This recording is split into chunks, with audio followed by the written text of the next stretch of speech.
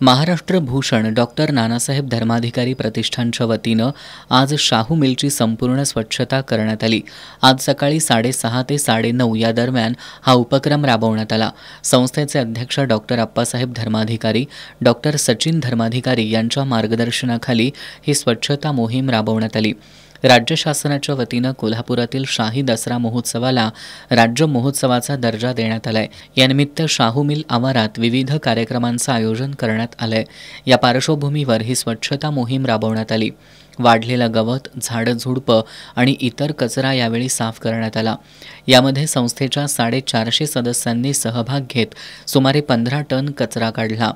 हा संपूर्ण कचरा महानगरपालिकेच्या वतीनं संकलित करण्यात आला। या स्वच्छता मोहिमेत कोल्हापूर महानगरपालिकेचे उपायुक्त परितोष कंकाळ यांनीही सहभाग घेतला।